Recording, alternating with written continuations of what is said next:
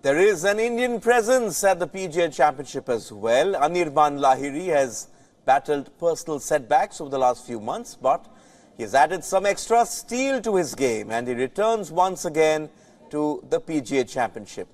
Anirban now joins me from Rochester in the United States. Anirban, the US PGA has always been closely associated with you after your heroics in 2015. It's also the first major that you're playing since your switch to LIV Golf. So how are you approaching it? Hi, Diggy. Thanks for having me. No, it's, I'm very excited. I knew that when I, started playing on LIV that I would have to earn my major opportunities. And I know how hard I've had to work just to earn this one. So just that in itself gives me a lot of confidence. And, I've been playing well. I've found a few things that I need to do in terms of a mental rhythm. I've had to, fight a few other challenges, and I've managed to overcome them, and I've been playing well. So I'm just focusing on the same things that I've been doing, just trying to take that momentum into this week and try and put up a really good performance.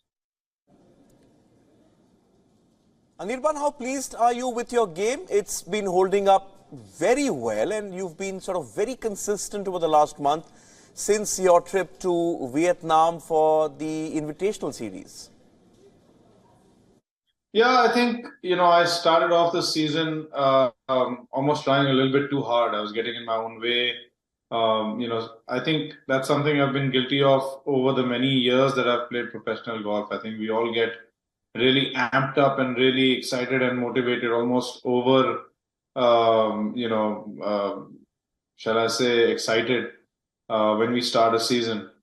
And I didn't play well early in the year, and then I had to reset. I had a few things happen in my life that gave me a bit of perspective.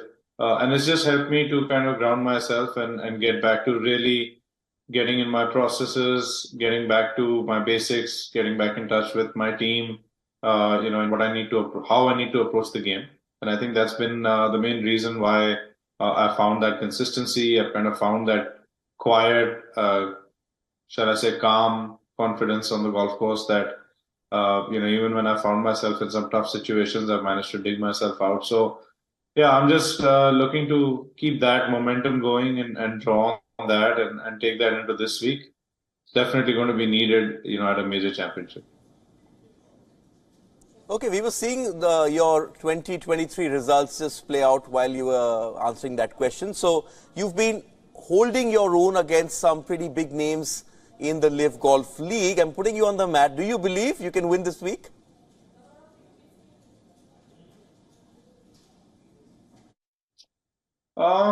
Yes. Yes, I believe I can play some really, really good golf. If that golf is good enough to win this week or not, we'll find out. But that's my attitude now. I'm not so obsessed with the results. I'm just going to go out there and try and play my absolute best golf. And I know that, if I can manage to do that over 72 holes really well, limit my mistakes, maximize my opportunities, then I will come pretty damn close. Anirban, two of LIV Golf's biggest names were in a playoff on Sunday at Tulsa. Brooks Koepka won in Orlando, and then he went on and dominated the Masters. He just couldn't win that green jacket. Do you believe the majors are now the new battleground in this battle for golf that has sort of captivated the sport? I think from a fan perspective, from a golf viewer's perspective, they would probably view it as a battleground. I think everybody's going to be drawing comparisons and saying, oh, he played well here, he played well there. There is, unfortunately, a lot of division, in people who follow and don't follow this or that. But I think in terms of me personally, this is my first event back where I'm meeting a lot of my PGA Tour friends and colleagues. And it's been anything but hostile. I think it's been really warm. I've had more high fives, more hugs, more, how are you doing? How's the family? You played well here. Ban, you played well there. I think we are all human beings. We're all friends. A lot of us want good things to happen for each other. And a lot of the golf that I follow, like I follow the European Tour only to see how Shubhankar and Manu and some of my other friends are doing, and I follow a lot of the PGA Tour events to see how my friends here are doing. It's not so much following the tour as much as it is following the people I care about. And funny enough, it's vice versa.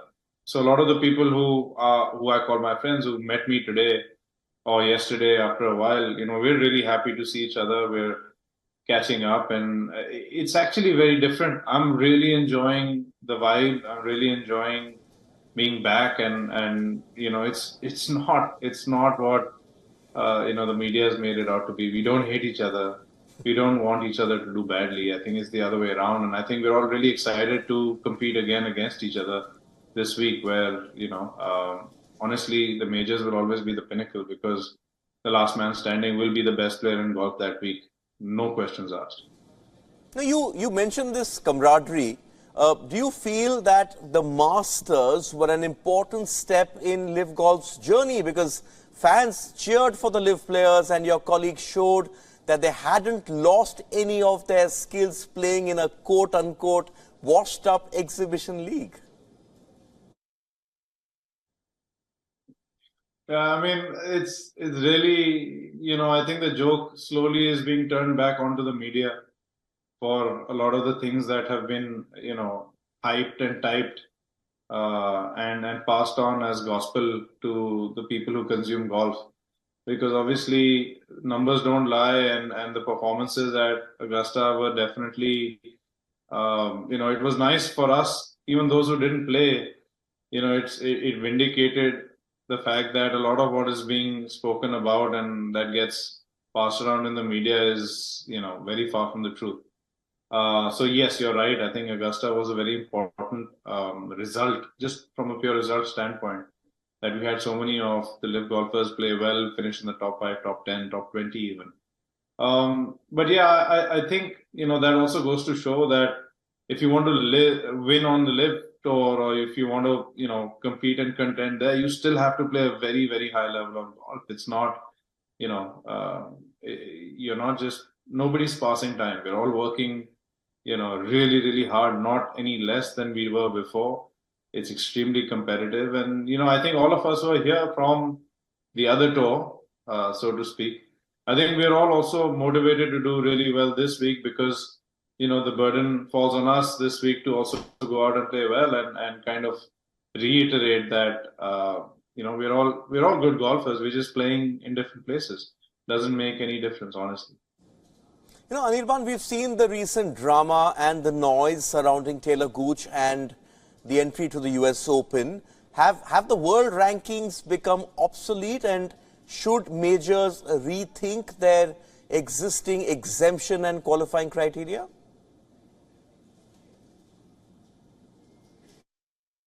I think as more time passes, they become more and more and more irrelevant. It's not for me to say whether we should get world ranking points or not. Do we deserve it? Do we not? Technically, do we deserve it? Do we meet the criteria? I think that conversation has been, had plenty and hashed and rehashed. I'm not really bothered about that conversation anymore. But the fact remains that, major championships should have the best players in the world play. As things stand and as things are looking like they're going to be for the near future, I think by the end of this year, the world rankings will be irrelevant, because there'll be at least 10 or 15 guys who won't even be in the top 100 or the top 200 who could easily go toe to toe with any of the top 50 players, if not the top 25 players in the world. So yeah, I think we're not there yet. We are very close to that precipice. But it's a matter of time before the world rankings are not a true reflection of the best golfers in the world. Definitely. Now, just heading back to the Masters, there was a lot of talk about a LIV Golf winning at Augusta National. Greg Norman said that there's going to be a massive celebration. We obviously didn't see that. There are 16 of you at Oak Hill. Any celebrations planned if that eventuality sort of comes around on Sunday, Ban? I think Augusta was a very, very critical event because it was the first major, since everything went down. Because essentially the mass exodus, so to speak, or the last exodus, so to speak, was after the Open Championship. Because Cam won at St. Andrews last year, and then he went across, I went across, Paul Casey went across. All that happened, within a few weeks after the Open. Joaquin Niemann went across, Peter Pereira came across. So I think the Masters was obviously a very, very key event because everybody wanted to see, will, Augusta National invite the LIV golfers? Will they play? How will they play? There were so many different things. So I think there was a little bit more drama, I would say, associated with Augusta this year. But I think, it's more business as usual. The only thing, everybody's wondering is, what happens next year? If world ranking points stay where they are. I mean, we've got, I think, 17 of us this week, or quite a few of us this week. That number might come down drastically to only the major winners. And potentially a lot of other players who play on LIV who could arguably be top 100 players in the world or good enough players in the world may not show up. So I think we've kind of moved on from that hue and cry that maybe was leading up to Augusta. I think everybody's focused on going out there and playing well and just, trying to win a major. I think everybody's out here to do that. Okay, go out there and give it your best. On that note, Anirban, thank you for your time. It's your first major in a year, so enjoy the competition and hopefully you carry that good form into the weekend. I hope so too. Thanks so much for your time, Diggy. Look forward to speaking again.